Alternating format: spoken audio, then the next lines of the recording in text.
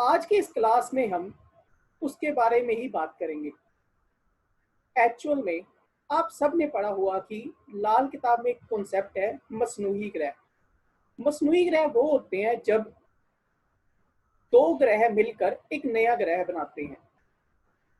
अब सबसे बड़ा एक क्वेश्चन है कि उन मसनूही ग्रहों का क्या इफेक्ट होता है और जब भी बाकी दो ग्रह मिलते हैं उनका क्या इफेक्ट होता है। आज की इस क्लास में हम उसके बारे में ही बात करेंगे। आप सब जानते ही हैं कि हमारे जो है ज्योतिष में 9 ग्रह हैं। 9 ग्रहों के बाद आप कुंडलियों में देखेंगे कि मोस्टली कुंडलियों में ग्रह जो है वो ज्वाइंट होते हैं। किसी की कुंडली में सूरज राहु बैठे हुए हैं, किसी की कुंडली में बुध शुक्र बैठे हुए हैं। बुध शुक्र का तो हमने देख लिया कि वो एक मसनूई सूरज बनाते हैं, बट बाकी कुंडलियों में क्या होगा। अब सूरज राहु किसी के बैठे हैं, उसके टेबल में क्या इफेक्ट होगा, या सूरज शनि बैठे हैं, उसका मंगल बद हो रहा है, उसका क्या इफेक्ट होगा, या किसी का सूरज और शुक्र बैठे हैं, उसका क्या इफेक्ट होगा। आज की जो क्लास है मैंने स्पेशली इस पे ही रखी है। आज की क्लास में मैं आप सबको कुछ कुछ इंपॉर्टेंट पॉइंट बताऊंगा जो शायद ही आपने पहले पढ़े हो या सुने हो। चलो आज की क्लास शुरू करते हैं हम। जैसे कि लाल किताब में आप सब जानते ही हैं कि मसनूही ग्रह जो बताए गए हैं उनके बारे में मैं कुछ आपको बताता हूँ। सूरज और बुध होते हैं। सूरज जब भी बुध और शुक्र मिलते हैं ये मिलकर एक मसनूई सूरज का निर्माण करते हैं। आप प्लीज कॉपी पेन लेकर नोट कर लीजिए, क्योंकि आगे की क्लास में कुछ जो पॉइंट है वो शायद ही आपने पहले सुने हो, उसके बारे में बात करेंगे। जब भी बुध और शुक्र मिलते हैं ये एक मसनूई सूरज का निर्माण करते हैं। जब भी सूरज और बृहस्पति मिलते हैं ये चंद्रमा का निर्माण करते हैं। जब भी सूरज और बुध मिलते हैं ये मंगल नेक का निर्माण करते हैं। जब भी सूरज और शनि मिलते हैं ये मंगल बद का निर्माण करते हैं। जब भी बृहस्पति और राहु मिलते हैं ये बुध का निर्माण करते हैं। जब भी सूरज और शुक्र मिलते हैं ये मिलकर बृहस्पति बनाते हैं। जब भी शुक्र और बृहस्पति मिलते हैं ये मिलकर शनि बनाते हैं जिसका स्वभाव होता है केतु जैसा। जब भी मंगल और बुध मिलते हैं ये एक शनि का निर्माण करते हैं जिसका स्वभाव होता है राहु जैसा। जब भी मंगल और शनि मिलते हैं ये एक उच्च राहु का निर्माण करते हैं। जब भी सूरज और शनि मिलते हैं ये एक नीच राहु का निर्माण करते हैं। जब भी शुक्र और शनि मिलते हैं ये एक उच्च केतु का निर्माण करते हैं। जब भी चंद्रमा और शनि मिलते हैं ये एक नीच केतु का निर्माण करते हैं। अब ये जो मसनूई ग्रह है, ये मसनूई जो ग्रह है ये लाल किताब से मैंने जो आपको कंसेप्ट आप सबने पढ़ा उससे ये उठाए हैं। अब इनकी एक विशेष इंपॉर्टेंस है मसनूई ग्रहों की। जब भी मसनूई बृहस्पति बनेगा उसका एक विशेष इफेक्ट जो होता है वो बंदे की औलाद के लिए होता है। आप देखेंगे कि जिसके भी सूरज बुध बैठे हुए इकट्ठे बैठे, सूरज और शुक्र बैठे हुए हैं, उसके डे में एक मसनूई बृहस्पति बन रहा है, उसके घर में औलाद के लिए कोई ना कोई दिक्कत होगी। या तो उसे औलाद होने में दिक्कत आएगी, अगर आपने नोट किया है, अगर उसको दिक्कत आ रही है तो आरजे जी मैं आपको सारे जो नोट्स है ना मैं आपको व्हाट्सएप कर दूंगा ग्रुप में, आप टेंशन मत लीजिए। मसनूई जो ये पार्ट है ना रेड बुक का, ये जो है इसमें सब ग्रहों की जो मसनूई बन रही है उनकी एक विशेष इंपॉर्टेंस है। अब मान लो किसी के टेबल में मसनूई बृहस्पति बन रहा है, उस बृहस्पति की जो विशेष इंपॉर्टेंस है वो औलाद की पैदाइश के ऊपर है। अगर आप देखेंगे किसी का सूरज और शुक्र टेबल में बैठा है, उसके घर में बेबी के लिए प्रॉब्लम आ रही है, उसके घर में बच्चा नहीं हो रहा, तो आप उसके टेबल में कर सकते हैं कि उसके टेबल में सूरज को या तो किसी और घर में पहुंचा दें या आप शुक्र को किसी और घर में पहुंचा दें ताकि वो उसकी दिक्कत दूर हो सके। ठीक है, इसके बाद ही किसी के टेवे में शुक्र और बुध बैठे हुए हैं जो मसनूई सूरज का निर्माण करते हैं। इस मसनूई सूरज का जो निर्माण है, इसमें एक ये स्पेशल इफेक्ट होता है कि उसकी हेल्थ के ऊपर इसका इफेक्ट, स्पेशल इफेक्ट होता है। अगर उस बंदे की हेल्थ में कोई ना कोई दिक्कत चल रही है और काफी उपाय वो कर चुका है, उसको हेल्थ में ठीक नहीं हो रही, तो आप ये कर सकते हैं कि उसके टेवे में से शुक्र और बुध की युति तोड़े, शुक्र को कहीं और प्लेस कर दें या बुध को कहीं और प्लेस कर दें, तो उसकी वो दिक्कत दूर हो जाएगी। ऐसे ही जो मसनूई चंद्रमा बनता है बृहस्पति और सूरज के मिलने से, उस टेवे में आप ये कर सकते हैं कि अगर उसकी मां को कोई दिक्कत है तो आप उस समय में उसकी युति तोड़ सकते हैं। ऐसे ही शुक्र में होता है। शुक्र का जो, अगर किसी के टेवे में मसनूई शुक्र बनता है, उसकी जो इफेक्ट होता है वो स्पेशली उसके दुनियावी सुख दुख पे होता है, और उस बंदे को उसकी औलाद का सुख मिलेगा या नहीं मिलेगा इस पे होता है। ऐसे ही मंगल, जिसका मसनूई मंगल बन रहा है, उसका जो स्पेशल इफेक्ट होता है वो औलाद की पैदाइश पर होता है। उसके घर में जो बच्चा है, हो रहा है या नहीं हो रहा, आप देखेंगे कि जैसे फॉर एग्जांपल हमने पहले पढ़ा है, किसी के टेबल में सूरज और शनि इकट्ठे बैठे हुए हैं। अब मोस्टली एक बात कॉमन देखोगे उनकी लाइफ में, उनके घर जो बच्चा है वो काफी डिले के बाद हुआ होगा, 7 साल बाद, 10 साल बाद। इस युति को अगर हम उसको चेंज करते, सूरज और शनि के अगर हम उपाय करा के, रेड बुक के जो उपाय हैं वो करवा के अगर हम उनकी युति को तोड़ देते हैं तो उन्हें बहुत बेनिफिट मिलता है। ऐसे ही अगर किसी के टेबल में बुध बन रहा है, मसनूई बुध बन रहा है, और उसका जो स्पेशल इफेक्ट होता है वो हमारी इज्जत पर होता है। ऐसे किसी किसी के टेबल में मसनूई शनि बन रहा है तो उसका जो स्पेशल इफेक्ट है वो व्यक्ति की लाइफ में आने वाली बीमारियों के ऊपर होता है। वो बंदा अपनी लाइफ में कितनी बीमारियां झेलेगा, क्या क्या उसे दिक्कतें आएंगी, उसके ऊपर होता है।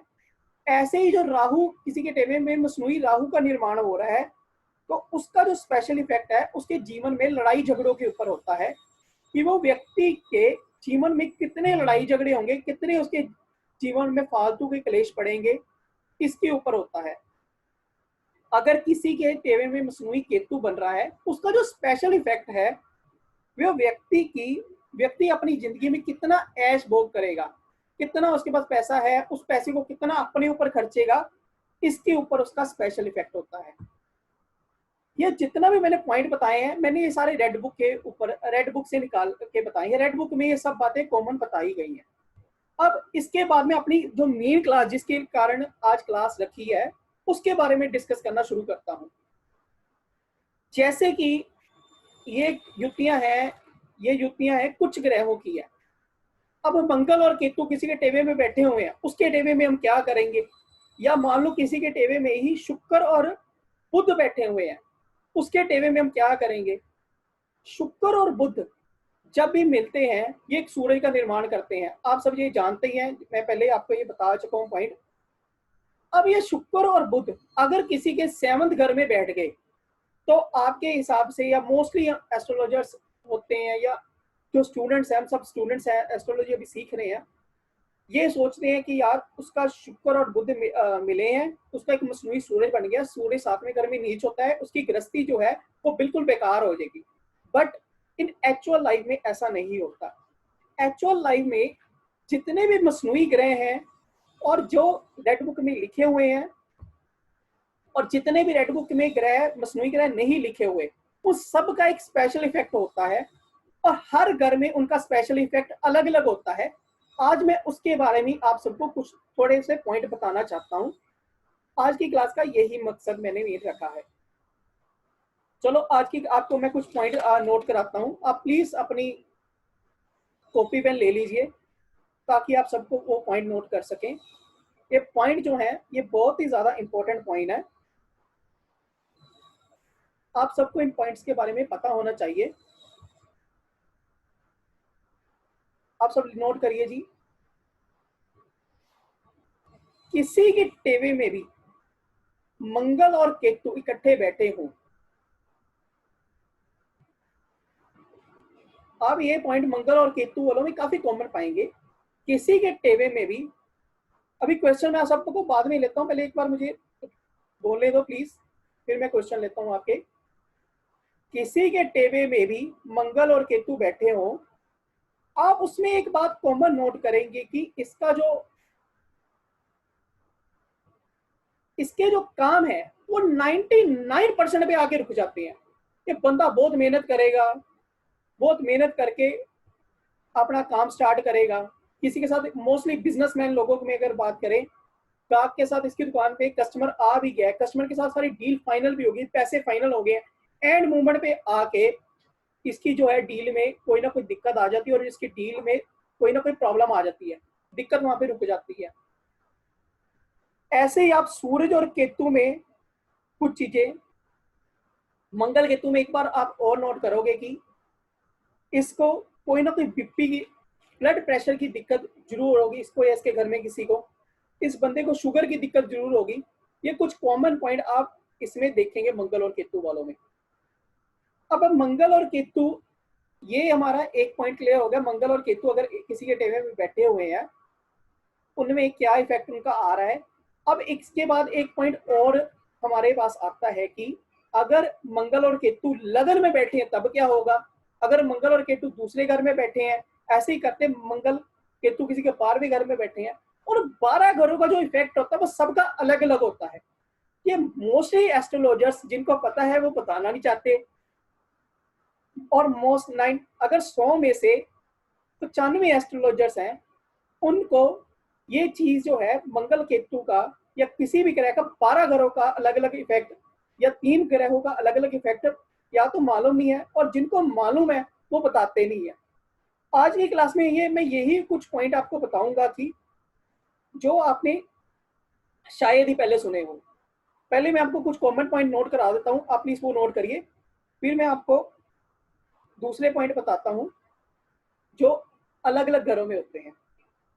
ऐसे ही आप देखेंगे कि जिसका भी सूरज और केतु इकट्ठे बैठे हुए हैं टेबे में, ऐसा जो बंदा होता है ये ओवर ओवर एब्जॉर्ब करता है किसी भी चीज को। ये कहीं पे जाएगा, ये स्पेशली देखेगा अच्छा वहां पे क्या लिखा हुआ है, क्या चीज है। ऐसा बंदा सूफी संगीत सुनने में बहुत ज्यादा अपना रुचि रखता है, इसको बहुत ज्यादा अच्छा लगता है, कव्वालियां सुनने में से बहुत मजा आता है। अगर इसको कहीं ना कहीं खराब घर में बैठे हो, ये व्यक्ति को अहंकारी भी बनाते हैं, इगोइस्टिक बना देते हैं, छोटी छोटी बात पर ये बंदा गुस्सा कर जाता है। ऐसी इसमें चीज कॉमन होगी।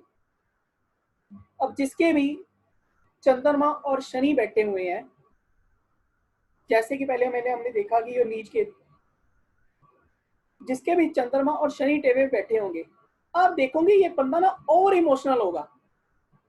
ये बंदे के पास, इसे फाइनेंशियली कोई ना कोई दिक्कत होगी, इसकी माँ को कोई ना कोई दिक्कत होगी, ये बंदा बहुत जल्दी ब्लाइंड फेथ कर लेगा किसी पे। अब इसके घर में एक बात और आप कॉमन देखोगे, ये बातें शायद आपको पता हो, एक बात और कॉमन देखोगे, इसके घर पे कोई ना कोई जंग लगा हुआ हथियार जरूर पड़ा होगा। जैसे कोई ना कोई नाइफ हो गया, पुराने जमाने का पड़ा होगा जंग लगा हुआ, या लोहे का कोई ना कोई और चीज पड़ी होगी जिससे जंग लगा होगा, जिसके कारण इसे काफी ज्यादा दिक्कतें आती होंगी। अब जिसके टेबे में चंद्रमा और मंगल बैठे हो, ऐसे व्यक्ति में आप नोट करेंगे कि ऐसा व्यक्ति जो है हिम्मती बहुत होता है, काम बार बार ट्राई करता है। अब आप देखेंगे कि राहु और मंगल की बात करें, जिसके भी टेबे में राहु और मंगल बैठे हों, उस बंदे में आप एक बात बहुत कॉमन करेंगे, नोट करेंगे, उसका शरीर जो है, बॉडी जो है फैटी नेचर की होगी, उसकी बॉडी बहुत ज्यादा फैटी होती है। उस बंदे को इलेक्ट्रिक शॉक वगैरह बहुत लगते हैं, कॉमन होता है उसके साथ। उसके बाद अगर हम बात करें चंद्रमा और बुध की, जिसके टेबे में भी चंद्रमा और बुध की युति हो, ऐसा जो व्यक्ति होता है कंजूस बहुत ज्यादा होता है। ऐसा व्यक्ति जो है पैसे खर्चने में बहुत ज्यादा हिचकिचाता है, कहीं भी जाएगा वो नेगोशिएट करने की उसमें आदत बहुत ज्यादा होती है कि थोड़े पैसे कम कर लो, ऐसा कर लो, आपकी फीस ज्यादा है। या ऐसा बंदे में एक और बात देखेंगे, या तो बहुत ज्यादा सेंटिमेंटल हो जाता है, बहुत ज्यादा इमोशनल हो जाएगा, या बहुत ही बिल्कुल अपने इमोशनल छुपा लेता है, दबा लेता है। ये चीज आप इन लोगों में कॉमन जरूर पाएंगे। उसके बाद अगर हम बात करें चंद्रमा और शुक्र की, इनमें सास बहू का इनके घर में झगड़ा जरूर लगा रहता है, आपस में क्लैशेस होते रहते हैं, ये बात आप कॉमन नोट करेंगे। अब मंगल और शनि की बात करें हम, मंगल और शनि किसी के इकट्ठे बैठे हो टेबे में, ऐसा जो व्यक्ति होता है इसको गुस्सा बहुत ज्यादा आता है। इसके दिमाग में एक फितूर सा रहता है हमेशा कि मैं अपनी बात बात पूरी करवा लूं, मैं अपना यार जो काम है ये पूरा करवा लूं, जो मर्जी इसको करना ले पड़े उसके लिए। ये अपनी बात पे ना अड़ा रहता है, ये जल्दी गई अपनी बात से टलता नहीं है। इसके बाद जिसका अगर मंगल और शनि किसी के तीसरे घर में बैठे हो, ऐसा बंदा ना पुलिस लाइन से लिंक्ड होगा। ये भी हो सकता है जिसके मंगल और शनि तीसरे घर में बैठे हुए हैं ये बंदा पुलिस में हो या नेवी में हो, ऐसा भी हो सकता है। अब शनि और बुध किसी के टेबे में बैठे हुए हैं तो आप देखेंगे कि ऐसे व्यक्ति जो है इसके घर में किसी ना किसी को ब्रेसेस जरूर लगे होंगे, जो दांतों पे तार लगती है ब्रेसेस, वो इसके घर में किसी ना किसी को जरूर लगे होंगे। अब ऐसे ही है अगर किसी का बुध और केतु बैठे हुए हैं या बुध और राहु भी बैठे हुए हैं, ऐसे व्यक्ति की ना जब भी इसका मान लो पेपर हो या कोई इसका इंपॉर्टेंट डे हो, उस समय इसकी बुद्धि जो होती स्थिर हो जाती है। बुद्धि स्थिर का मतलब ये होता है कि जब भी पेपर देने गया एकदम से ब्लैंक हो जाएगा, इसे समझ नहीं आएगा कि मैंने तैयारी क्या की थी, ये क्वेश्चन क्या आ गया। तैयारी ये बंदा बहुत करेगा बट एकदम से जाके ब्लैंक हो जाता पेपर में। दोस्तों ये थे कुछ कॉमन पॉइंट जो आप टेबे में लगाएंगे लग जाती है, उसकी प्रेडिक्शन है, बैटिंग है, ये लग जाती है। बट मेन बात ये है कि इन सब के स्पेशल इफेक्ट्स और भी होते हैं। वो मेन चीज है टेबे में पकड़ने के लिए, जो हम में से बहुत से लोग पकड़ नहीं पाते या उसको नॉलेज हमें है नहीं। नॉलेज अगर जिनको है वो प्रॉपर वो ग्रैब नहीं कर पाते, वो एक्सप्लेन नहीं कर पाते। आप सबने ये नोट कर लिया ना? फिर मैं दूसरे टॉपिक के बारे में शुरू करूं। एक सेकेंड बस।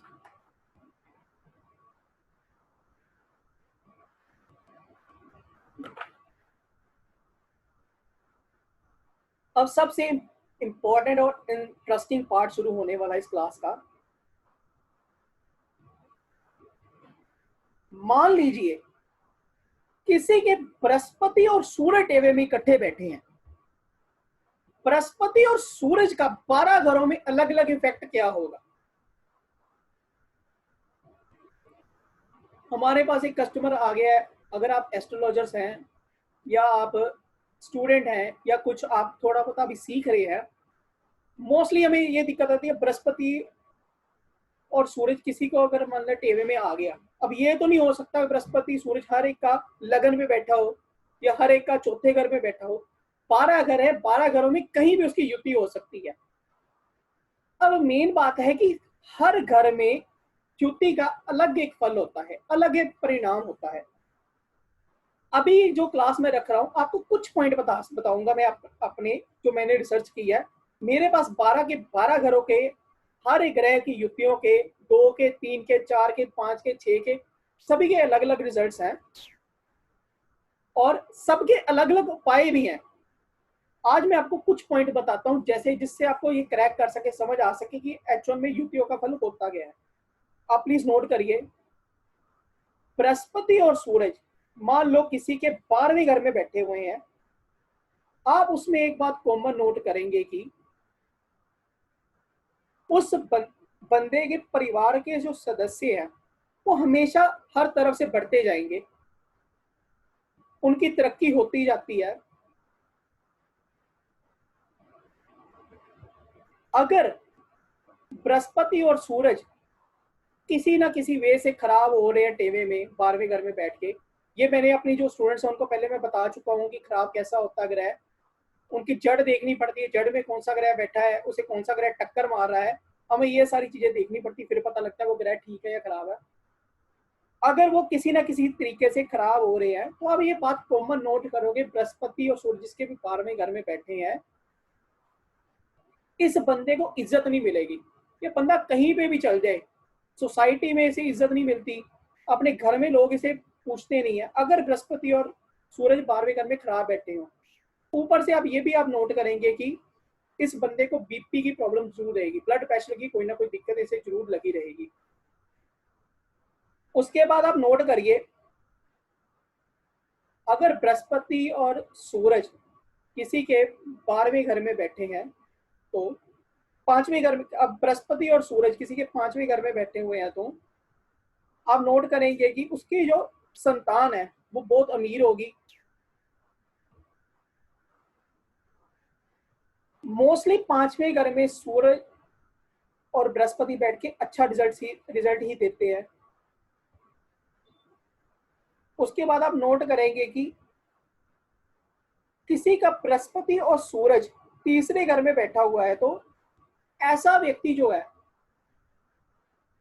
बहुत बार लालच के कारण अपना काम खराब कर लेता है। लालच में आ जाता है, किसी के साथ इसके डील चल रही होते हैं, लालच करके अपनी बेड़ी खुद ही डुबो लेता है। जैसे आप सबने वो कहानी सुनी होगी, वो सोने मुर्गी जो है सोने के अंडे देती थी, तो वो बंदा लालच में आकर मुर्गी को ही काट देता है। ऐसा ये बंदा होगा, अपने ग्राहक को सोचता है यार एक बार में ही कस्टमर को छांट लो, जो देता है पैसे, बाकी का बाद में देखा जाएगा। इसके कारण ये अपना काम खुद ही बर्बाद कर लेता है। ये थे कुछ, मैंने आपको 3-4 घरों के इफेक्ट बताए हैं बृहस्पति और सूरज के। ऐसे ही बृहस्पति और सूरज के 12 घरों के इफेक्ट जो है वो अलग अलग है, शुभ और अशुभ के, और उनके जो उपाय हैं वो अलग अलग दिए गए हैं कि पहले घर में क्या उपाय करते हैं, दूसरे घर में क्या करते हैं, ऐसे तीसरे चौथे पांचवें करते करते 12 घर के अलग अलग उपाय भी दिए गए हैं। ये सब जो है डेड बुक 1952 के बाद रिसर्च की गई है, उसमें से मैं आपको पॉइंट बता रहा हूं। ये नोट कर लिया। अब अगर हम थोड़ा सा दूसरे ग्रह के बारे में डिस्कस करते हैं, सूरज और बुध के बारे में।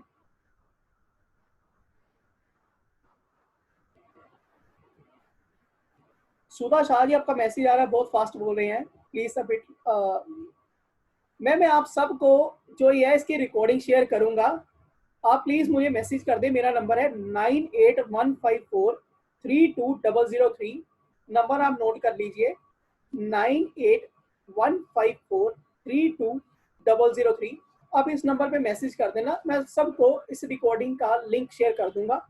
आप जितनी मर्जी बार उसे सुने, नोट करें, और आपको जो इसके नोट्स हैं वो भी मैं कुछ आपको दे दूंगा जो आज की क्लास में मैंने बताए हैं। अगर किसी का बृहस्पति और सूरज 6वें घर में बैठे हैं, आप ये बात नोट करेंगे कि उसका कोई ना कोई गवर्नमेंट साइड से इशू चलता रहता है।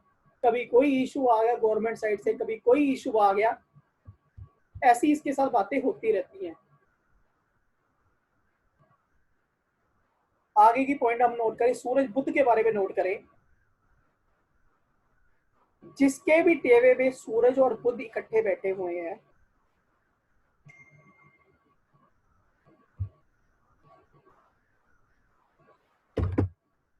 इसके घर में सूखे हुए फूल जरूर पड़े होंगे। अब ये बात कॉमन नोट करना, इसके घर में सूखे हुए फूल जरूर पड़े होंगे। ये जो बंदा है इसके घर में जल विभूति जरूर पड़ी होगी जो इसे नुकसान दे रही होती है। जो ये आपको चीजें बता रहा हूँ ना, जैसे उसके घर में जंग लगा हुआ हथियार होगा या जल विभूति होगी, सूखे हुए फूल पड़े होंगे, ये चीजें से नुकसान दे रही होती हैं। आपको चाहिए कि ये चीजें उसके घर से निकलवा दें, जल प्रवाह कराएं या मंदिर में रखवा दें, जो भी है वो करना पड़ेगा आपको। अब मान लो सूरज और बुध की युति किसी के 9वें घर में बन रही है, तो क्या होगा उसके टेवे में, उसकी जिंदगी में क्या होगा। आप नोट करेंगे कि उसकी जो है गवर्नमेंट साइड जो है वो बंदा गवर्नमेंट जॉब करता होगा, या ये हो सकता है उसकी स्टडी बहुत ज्यादा अच्छी होगी। जिसके भी ऐसे ही सूरज और बुध जो है ये 9वें घर में बैठे होंगे, आप ये बात कॉमन नोट करेंगे कि उसके घर में पहले बेटी होगी, बेटा उसके घर में बाद में होगा, बेटी के बाद उसके घर में बेटा होगा। ये कुछ कॉमन पॉइंट है जो आप सूरज और बुध 9वें वाले में आप नोट करेंगे। ये पॉइंट्स जो है बड़े छांट के निकाले हैं मैंने, आप नोट जरूर करें। अब ऐसे ही सूरज और बुध किसी के 11वें घर में बैठे हुए हैं, अगर वो अच्छे हैं तो आप नोट करेंगे कि इसके जो पूर्वज हैं, इसके माँ बाप है, इसके दादा दादी, इसके जो पूर्वज का घर है वहां पे ये बंदा अगर शुभ हो तो सूरज और बुध 11वें घर में बैठे हुए धार्मिक होंगे, धर्म कर्म को मानने वाले होंगे, इनके ये पूजा पाठ करने वाले बंदे होंगे। अगर सूरज और बुध 11वें घर में बैठे हुए खराब है तो इनके बुजुर्गों के घर में कोई ना कोई लड़ाई झगड़ा रोज चलता ही रहेगा, बहुत ज्यादा दिक्कत रहेगी इसके बुजुर्गों को। अब मोस्ट इंपॉर्टेंट बात, सूरज और बुध किसी के तीसरे घर में बैठे हुए हैं। अब ये बात नोट करेंगे कि उस टेरे में जो राहु होता है वो जितना मर्जी खराब हो वो दिक्कत नहीं देता।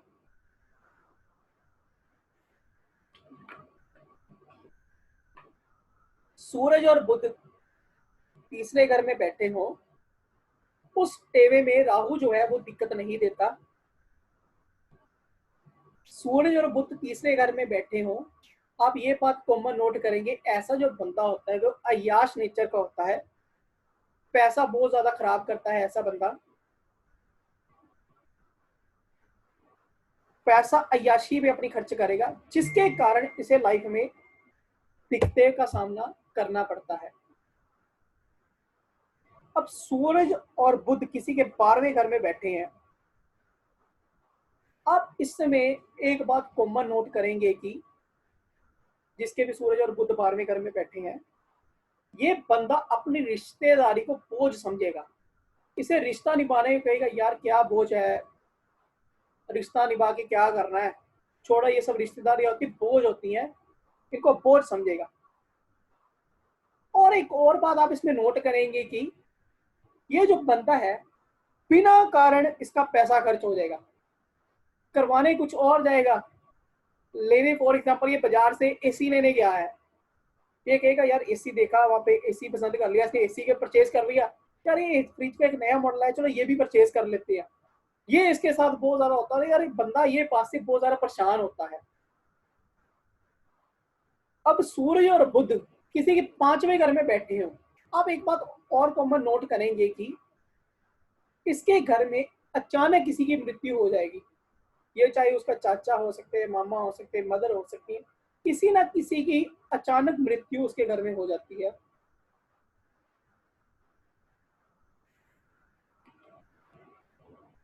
यहाँ तक आप सभी ने कर लिया तो आप सभी को अच्छा लगा होगा।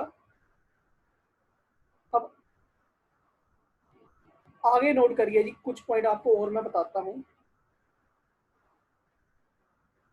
हम सब जितने भी लोग हैं, सब ने एक बात लाल किताब में पढ़ी है कि सूरज और शनि जब भी टेवे में मिलते हैं वो मंगल पद का निर्माण करते हैं, वो राहु नीच कर देते हैं। बंदे कहेगा राहु नीच हो गए यार तेरे टेवे में, तेरा कुछ नहीं हो सकता, तेरा तो मंगल पद है, तेरा कुछ नहीं बनेगा। बट सबसे इंपॉर्टेंट बात, हम कहाँ पे आगे मात खाते हैं या हम कहाँ पे आगे हमें मुश्किल हो जाती है कि हमें उसके बारे में नॉलेज ही नहीं है कि कौन से घर में सूरज और शनि अच्छा रिजल्ट देते हैं और कौन से घर में सूरज और शनि खराब रिजल्ट देते हैं। जिसका भी सूरज और शनि अब मान लो 5वें घर में बैठा हुआ है, आप देखोगे उसको बंदे को तो फायदा ही बहुत है। सूरज और शनि उसको 5वें घर में नुकसान दे ही नहीं रहे, चाहे जितना मर्जी उसका मंगल बद बन रहा है या राहु खराब हो रहा है, वो बंदा मजबूत तबीयत का मालिक होता है, बंदा बहुत ज्यादा स्ट्रॉन्ग होता है वो तो बंदा। अब ये बातें उसमें कॉमन देखोगे। अब वहां पे मंगल बद कहाँ पे गया या वहां पे राहु खराब कहाँ पे गया, राहु नीच वहां पे क्यों नहीं उसका इफेक्ट दे रहा। यही बात है कि हमारी नॉलेज में कहाँ तक वो जो है हमारी नॉलेज सीमित है। हम जो है अपनी नॉलेज को इंक्रीज नहीं कर पाए, ये बात है। अब सूरज और शनि, हम सब कहते हैं सूरज और शनि खराब है जी, सूरज और शनि मिलते हैं, सूरज शनि टक्कर एक दूसरे का मारेंगे तो शुक्र बर्बाद हो जाता है, शुक्र जीरो हो जाता है।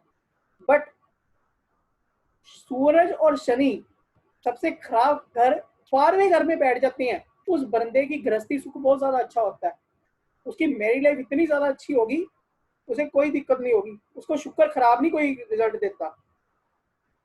ये बातें आप कॉमन नोट करोगे। अब ऐसे ही सूरज और शनि किसी का 7वें घर में बैठ जाए, उसको बहुत ज्यादा दिक्कत होगी। अब सूरज वहां पे मंगल बद बना देगा, वहां पे उसकी बीवी से भी लड़ाई झगड़ा रहेगा। ऐसा बंदा दरिंदा होता है, बंदा तरस नहीं खाता किसी पे, कोई यार मार दो, किसी की लड़ाई होगी इसने देखना नहीं, जिसके हाथ में चाकू आ गया, थोड़ी आ गई, जो है इसने मार देना है। ऐसे कर्मों के कारण इसे जेल भी भुगतनी पड़ती है। अब हमने सबने यही पढ़ा कि सूरज और शनि इकट्ठे बैठे हैं, मंगल बद्ध हो गया या राहु नीच हो गया, बट इनका जो अलग अलग जो है इफेक्ट हर घर में अलग अलग है, और इनके ठीक करने के जो उपाय हैं वो भी 12 घरों के अलग अलग उपाय हैं। ये बात आप प्लीज नोट करके रखें। अब जो है किसी के सूरज और शनि तीसरे घर में बैठे हैं, इसके घर के पास अगर आपने देखना है कि इसका सूरज और शनि खराब है, आप पहले नंबर पे उससे पूछें कि आपके घर के पास कोई नीम, किक्कर या बेरी का पेड़ तो नहीं लगा हुआ। अगर उसने कह दिया हाँ लगा हुआ है, तो आप समझ जाएं कि इसका जो सूरज है, सूरज और शनि का जो इसका कॉम्बिनेशन है थर्ड हाउस में, वो बहुत ज्यादा खराब है, इसे बहुत ज्यादा वो चीज नुकसान देगी। अब ऐसे ही सूरज और शनि अपने बृहस्पति के घर में बैठ जाते हैं। बृहस्पति जो होता है वो दोनों के लिए ठीक है। सूरज और शनि जब भी 9वें घर में बैठते हैं, ऐसा जो बंदा होता है ये मतलब प्रस्त होता है, मतलब के लिए ये अपनी यारी पालेगा। मतलब हो तो इसे किसी के भी पैरों में पड़ जाएगा, अगर इसे मतलब नहीं है तो सबको कहेगा छोड़ो यार, मैंने उससे यारी रख के दोस्ती रख के क्या कर रहा है, ऐसी इसमें आदत होगी। अब ये जो है, ये मैंने कुछ घरों का आपको इफेक्ट बताया है, वैसे इसका 12 घरों में इफेक्ट जो है वो अलग अलग ही है, वो मैं आपको इन फ्यूचर बताऊंगा। अब ऐसे ही है किसी का चंद्रमा और शुक्र बैठे हुए हैं, हम कहते हैं कि नीच केतु बन गया, नीच केतु बन गया, तेरे घर तो यार बच्चा ही नहीं होना, तेरे घर तो बेटा ही नहीं होगा। बट चंद्र शुक्र वालों का आप देखोगे सब 50% लोगों के घर बच्चा है, 50% लोगों के घर बच्चा नहीं है। ऐसा क्यों है? वहां पे आके रोल घूमता है कि कौन से घर में बैठे हुए हैं और वो शुभ है या अशुभ है। अब किसी के चंद्रमा और शुक्र दूसरे घर में, चौथे घर में, 7वें घर में बैठे हो, ये उसे नुकसान नहीं देते, वहां पे आके ये चीज ओवरकम हो जाती है। इसके पीछे ग्रामर के सारे सभी के पीछे जो मैं चीजें बता रहा हूँ, ग्रामर के लॉजिक है, उससे ये चीजें ड्राइव हुई पड़ी है। अब दूसरे घर में, चौथे घर में, 7वें घर में बैठे हो चंद्रमा और शुक्र, उससे ये में आप देखोगे उसमें दिक्कत अभी कम है। उसके घर में बच्चा जो होता है, बेबी जो होता है, केतु नीच नहीं बन रहा वहां पे, उनके घर में बेटा जो होता है वो हो जाता है किसी ना किसी तरीके से। अब ऐसे ही है, सबसे मेरा जो फेवरेट टॉपिक है चंद्रमा और केतु का। हम सब बंदे कहते हैं यार चंद्र केतु बन गया टेवे में, ग्रहण लग गया यार तेरी जिंदगी में, तेरी जिंदगी में तो ग्रहण लग गया, तू कुछ नहीं कर सकता ना, तेरा पैसा टिकेगा, तेरी माँ परेशान देगी। बट ऐसा एक्चुअल में नहीं होता। एक्चुअल में चंद्रमा और केतु की कहानी कुछ अलग ही है। अब किसी के चंद्र केतु वाले को एक दो पार्ट मैं आपको कॉमन जरूर बताऊंगा इसमें, शुरू करने से पहले चंद्र केतु की चीज। ये बंदा जो होता है बहुत धार्मिक मिलेगा आपको, चंद्रमा और केतु वाला। मेरे बहुत ही क्लोज बंदे हैं चंद्र और केतु वाले, ये बंदा बहुत ज्यादा धार्मिक होगा, ये मैंने पर्सनल रिसर्च की है। ये बंदा जो होता है भगवान से डरने वाला होता है। ये कोई भी बात गलत काम करने करने जाएगा ना, जब इसके बारे में आ जाएगा नहीं यार मेरा भगवान देख रहा है, मैंने ये बात नहीं करनी, मुझे वो पाप लगेगा, चाहे इसके मन में डर हो यार मुझे पाप लग जाएगा, मुझे कल को उसका फल भुगतना पड़ेगा, ये चीज हो, ये बंदा गलत काम जल्दी नहीं करता चंद्र केतु वाला। 95 केसेस में परसेंट केसेस में आप देखोगे ये बात कॉमन मिलेगी आपको चंद्र केतु वाली। अब जो है चंद्रमा और केतु का जो है 12 घरों में इफेक्ट जो है अलग अलग है, सभी घर कॉम्बिनेशन का 12 घरों में इफेक्ट अलग अलग है। अब चंद्रमा और केतु किसी के 9वें घर में बैठ जाए, आप देखोगे कि उस टेवे में ना ही चंद्रमा खराब होगा ना ही केतु खराब होगा, और बल्कि चंद्र और केतु मिलके 9वां घर बृहस्पति को खराब कर देंगे। आप उस बंदे से पूछ लो, आप कहेंगे तेरी माँ बीमार, वो कहे मेरी माँ बीमार नहीं है। आप इसी को तेरे बेटा बीमार है, वो कहे नहीं है। वो कहेगा मुझे ना केतु का कोई नेगेटिव रिजल्ट मिल रहा है ना चंद्रमा का नेगेटिव रिजल्ट मिल रहा है। आप ये बात कॉमन उसे बाद में निकल के आएगी, उसके टेवे में बृहस्पति खराब हो गया।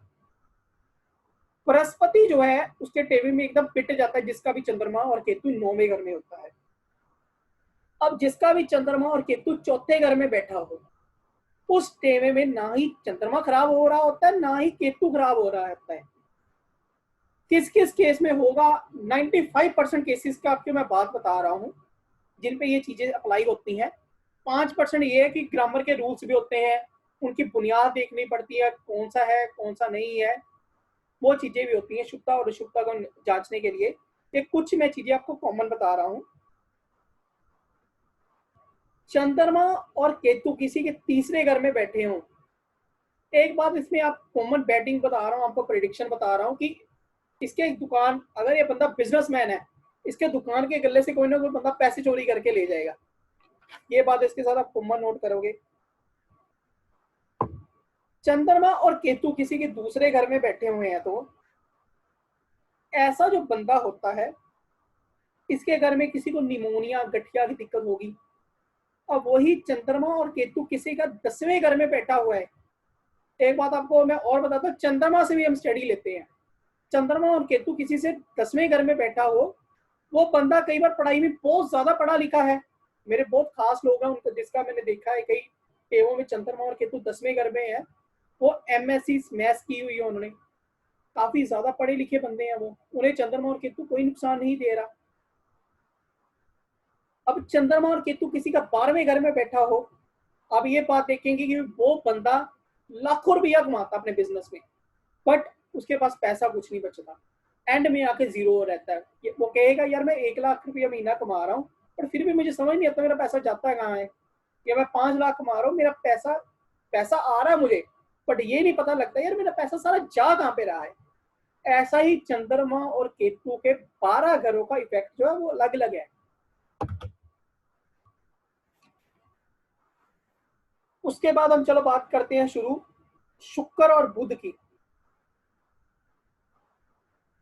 शुक्र और बुध मिलकर, लाल किताब में पढ़ा है हमने, सूरज बनाते हैं।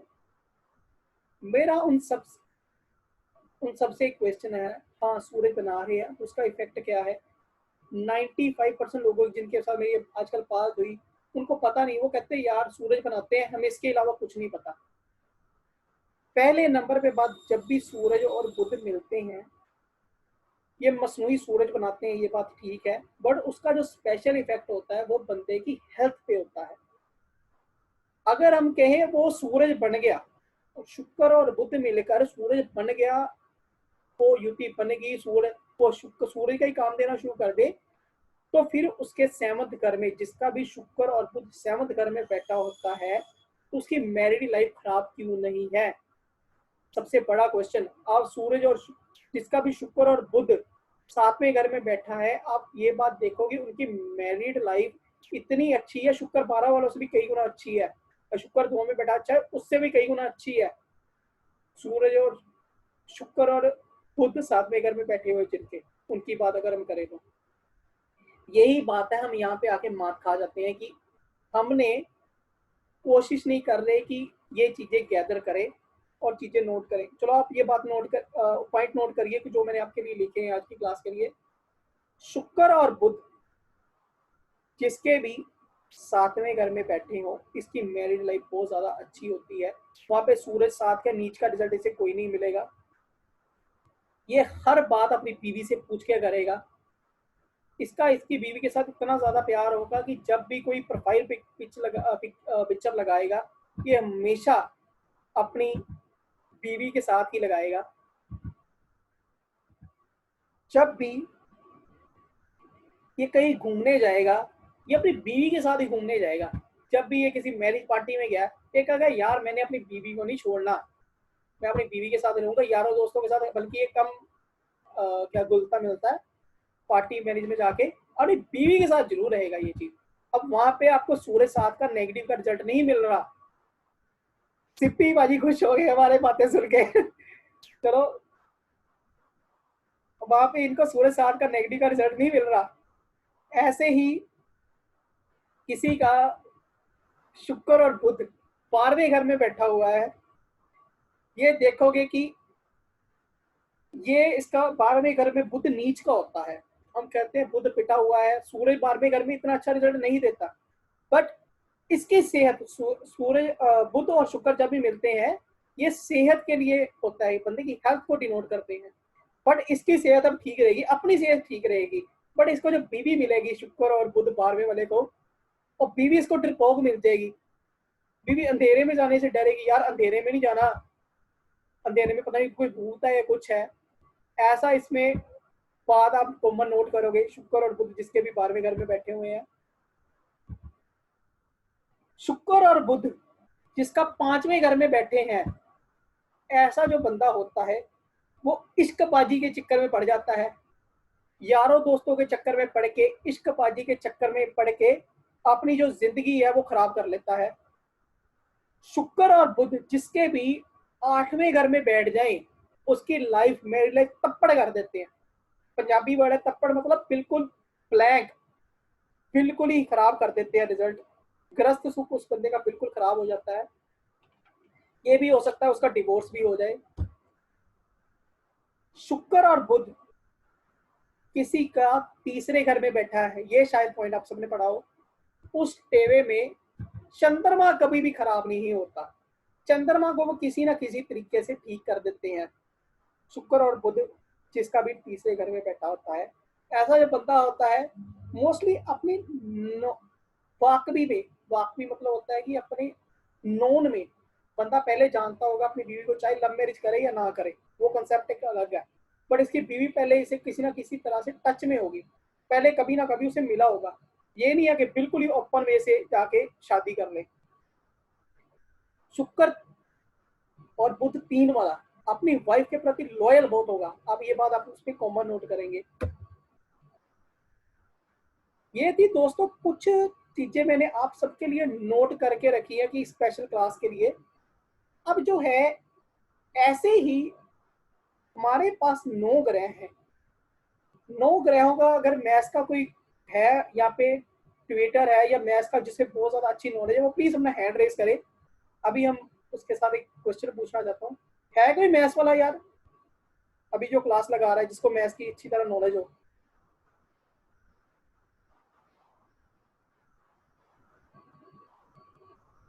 चलो शायद मेरे ख्याल से कोई नहीं है, सारे ऐसे ही है, मैथ्स ठीक है सभी का। कितने कॉम्बिनेशन बन जाते हैं टेबल में? 2 ग्रह हो गए, 3 ग्रह हो गए, 4 ग्रह हो गए, 5 ग्रह हो गए, 6 ग्रह हो गए, ऐसे ही करते करते इतने सारा कॉम्बिनेशन है। और 12 घरों में उसका सबका इफेक्ट जो है वो अलग अलग है। हम सब ने जो है लाल किताब में जानते हैं कि पंडित रूपचंद जोशी जी ने लिखी थी, वो 3-4 बार लिख चुके हैं। उन्होंने नोट बुक लिखी है, बुक उन्होंने एक्चुअल में काफी बार लिखी है। मेन है कि वो मार्केट 1952 के बाद जो उनकी रिसर्च थी वो मार्केट में नहीं आई।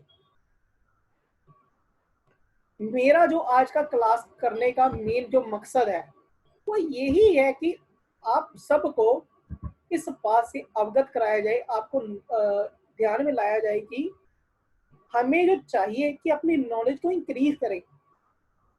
1939 में भी लाल किताब लिखी गई थी, 1952 में भी लिखी गई थी, जो लास्ट टाइम मार्केट में आजकल बहुत ज्यादा अवेलेबल है, आप सब परचेज करते हैं कि 1952 वाली किताब आप सब लोग परचेज करते हैं मार्केट से।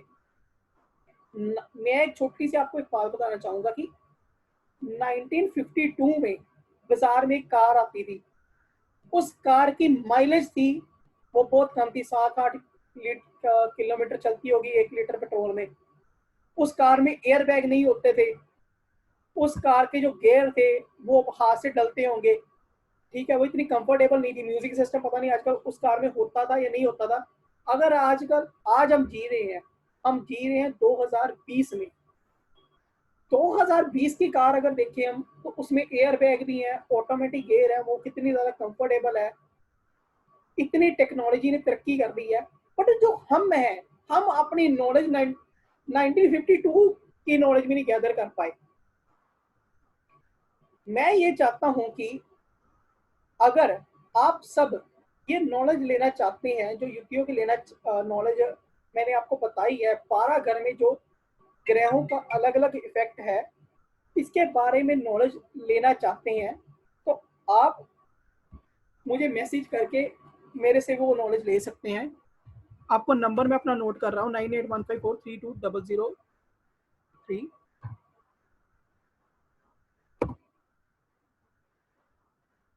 आप मुझसे वो नॉलेज ले सकते हैं। मोस्टली हम लोग कहते हैं कि यार हमें कोई नॉलेज देना नहीं चाहता। मैंने जो है ये नॉलेज ली है अपने गुरुजी से ली है, मेरे नाना जी से मैंने ज्योतिष सीखा है। मेरे नाना जी रूपचंद जोशी जी के बहुत करीबी थे। उनकी 50 साल की रिसर्च है, उन्होंने जो अपनी लाइफ में देखा, मैंने वो अपनी काफी छोटी एज में मैंने ये नॉलेज गैदर किया। लोगों को 50-50 साल हो जाते हैं लाल किताब करते, वो ये चीज नहीं सीख पाते, वो ये चीज नहीं गैदर कर वो चीजें नहीं ले पाते। और जिनके पास नॉलेज है वो देना नहीं चाहते। बट मैंने ये चीज देखी, फेस की अपनी लाइफ में, यार नॉलेज जो है वो सबके साथ शेयर करनी चाहिए, क्योंकि हम सब हैं वो एक प्लेटफॉर्म पे ही है, हम सब एक स्टूडेंट्स हैं, हम सब सीख रहे हैं। ज्योतिष ऐसा विषय है जो कभी खत्म नहीं हो सकता। ऊपर से लाल किताब जो है ये कैपिक किताब है, देवी किताब है। आप सब में से जो भी लाल किताब करते, मैं ये फर्स्ट टाइम आपसे जुड़ रहा हूँ। कुछ लोग मेरे नोन हैं जो बड़े करीबी हैं मेरे, उनके साथ मेरी कई बार इस बात पे बात हो चुकी है। लाल किताब हम सोचते हैं बहुत ज्यादा इजी है, क्या छुट्टियों का काम है लाल किताब सीखना। लाल किताब में है क्या, उसमें राशि भूल गए, नक्षत्र भूल गए, और लाल किताब हमने सीख ली, हमने बैटिंग सीख ली। हाँ यार चंद्र लगन में बैठा है, चंद्र लगन में वाला बंदा का फेस गोल होगा, इसका अपनी माँ के साथ प्यार बहुत ज्यादा होगा, और ये जो है इसका अपने भाई से बहुत ज्यादा प्यार होगा, ये मटैलिक ग्रे कलर की कार रखेगा या व्हाइट कलर की कार रखेगा, या जो है ये बंदा इसके घर में किसी का जी नाम से नाम होगा। ऐसी चीजें हमने सीख ली। बट ग्रामर 90% बंदों को अभी भी नहीं आती। गुस्सा मत करे बात का, आप में से कुछ लोग जो है बहुत ज्यादा विद्वान है, उन लोगों की बात नहीं मैं कर रहा, मोस्टली बच्चों की स्टूडेंट्स की बात कर रहा हूँ। ग्रामर बंदा सीखना ही नहीं चाहता, वो कहता है यार फटाफट ये हमने बैटिंग नोट कर रही और हमारा काम बन गया, या युक्तियों का परिणाम है वो कुछ सीखता ही नहीं है। लाल किताब की मैं आपको बात बता रहा था कि लाल किताब जो है पंडित जी ने उसमें कहा है कि राशि भूले नक्षत्र भूला, लगन को मान के हमने सारी बात की कैलकुलेशन शुरू कर दी। बट हमें ये चीज भूल जाते हैं कि लाल किताब जो है इसकी नॉलेज इतनी ज्यादा वास्ट है, इतनी ज्यादा ये समुंदर है, बंदा जितने मर्जी गोते लगा ले, जितनी देर मर्जी तैरता रहे, इस समुद्र को कभी पार नहीं कर सकता। मैं जो हूँ या कोई भी बड़े बड़े एस्ट्रोलॉजर्स हैं, वो लाल किताब की क्या चीजें सीखते हैं, मैं आपको चीजें बता दूं लाल किताब में एक्चुअल में है क्या। पहले नंबर पे लाल किताब में है ग्रहों के बारे में सारी नॉलेज दी गई है। ठीक है, कि लगन में चंद्रमा बैठा है उसका क्या इफेक्ट होता है, चंद्रमा 8वें में बैठा है 12वें में बैठा है, ऐसे सब चीजें 9 के 9 ग्रहों की सारी युक्तियों की डिटेल इंफॉर्मेशन दी गई है। उसके बाद लाल किताब में वास्तु के बारे में बताया गया है। लाल किताब वास्तु इतना ज्यादा वास्ट है, इतना ज्यादा उसका बिग है कि बंदा बहुत ज्यादा मेहनत करे तब उसको जाके पार पा सकते हैं। क्योंकि घर में जो सरिये डलते हैं ना लोहे के, उसके भी कैलकुलेशन उस लाल किताब में बताई गई है। शायद आप में से ये चीजें पहले लोग जानते हो मे बी, कि जो घर में सरिये डलते हैं उसकी भी लाल किताब में कैलकुलेशन, कड़ियां वर्ड लिखा गया है, उसकी भी कैलकुलेशन बताई गई है। उसके बाद लाल किताब में हस्तरेखा के बारे में बहुत ज्यादा डिटेल्ड इंफॉर्मेशन बताई गई है। मंगल नेक क्या होता है, मंगल बद क्या होता है, हाथ देख के बंदे को कैसे प्रिडिक्ट करना है, ये सब चीजें बताई गई हैं। चौथे नंबर पे, ये सब चीजें तो आप सब लोग जानते थे, चौथे नंबर पे लाल किताब में फोटो देखकर बंदे की, फोटो देखकर बता देते हैं कि हाँ ये बंदा ऐसा है, इस बंदे को ये प्रॉब्लम चल रही है। ये भी लाल किताब की एक विद्या है जो शायद ही बड़े ज्यादा एस्ट्रोलॉजर्स, कई एस्ट्रोलॉजर्स हैं पंजाब के जिन्होंने ये विद्या ग्रैब की है, जिन्हें विद्या की नॉलेज है, फोटो देखकर कैसे बताते हैं। पर मोस्टली अब हम जैसे लोग ये जानते ही नहीं है कि लाल किताब में ये भी विद्या है।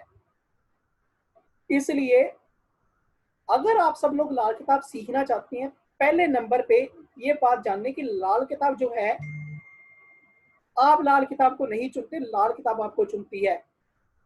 लाल किताब में पंडित जी ने फॉर्मूले बताए हुए हैं, हमें उसके आगे रिसर्च कुछ ना कुछ करनी पड़ेगी।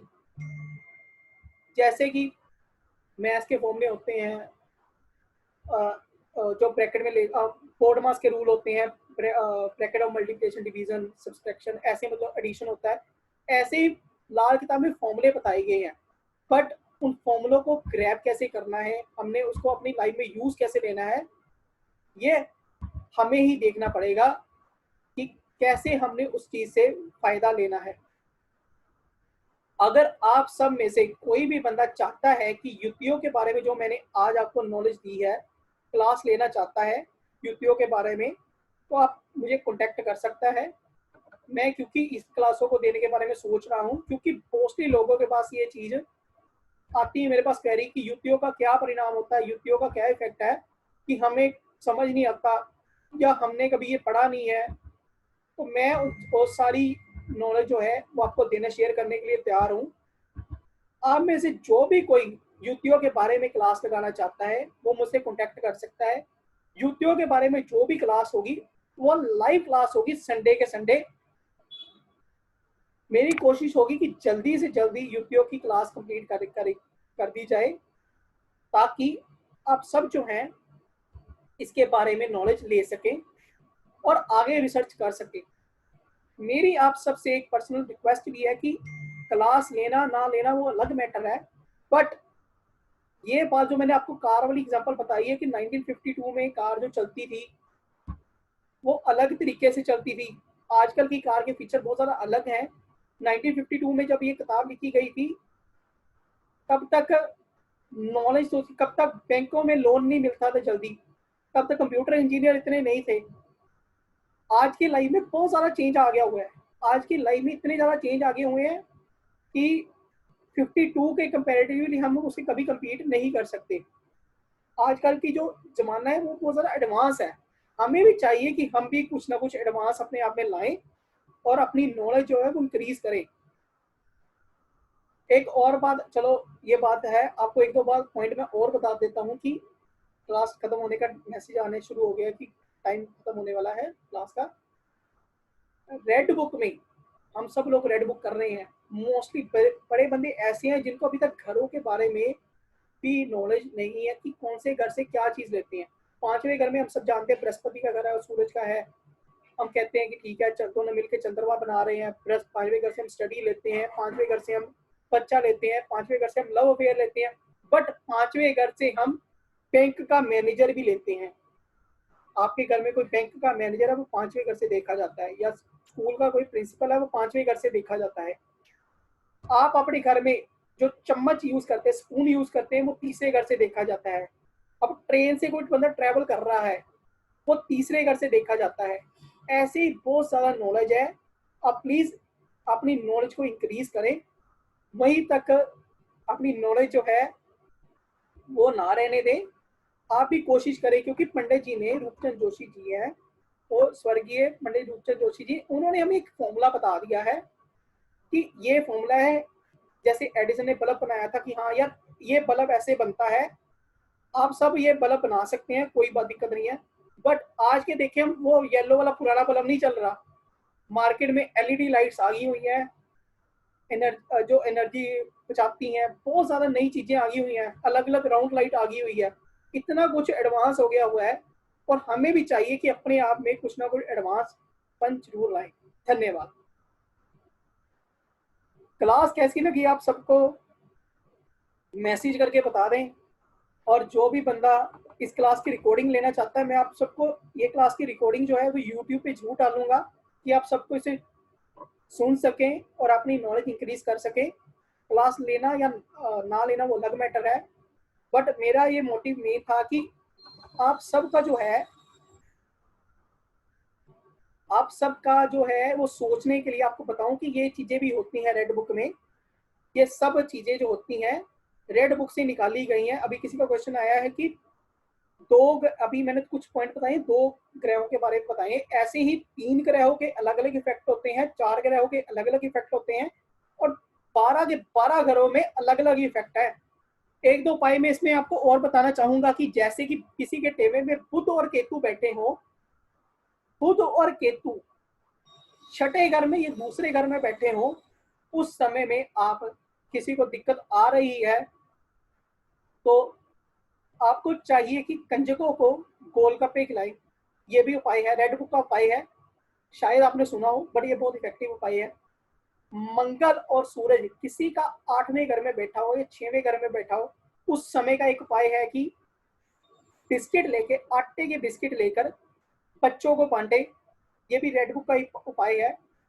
मोस्टली लोगों को ये उपाय नहीं पता, ये युक्तियों के उपाय हैं और अलग अलग घरों में अलग अलग उपाय काम करता है। जो भी ये उपाय या इनकी नॉलेज लेना चाहता है वो मुझसे ले सकता है। धन्यवाद। होप आप सबको क्लास अच्छी लगी हो। मैं जो इसकी रिकॉर्डिंग में है ये यूट्यूब पे डाल दूंगा।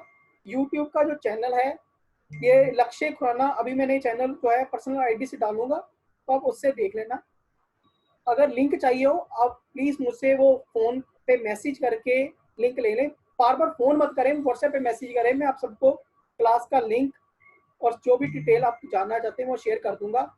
आप नंबर फिर से नोट कर लीजिए, 9815432003, 9815432003। मैं नंबर एक बार आपको मैसेज भी डाल देता हूँ। धन्यवाद दोस्तों, क्लास खत्म करते हैं, रिकॉर्डिंग डाल देता हूँ अभी थोड़ी देर में।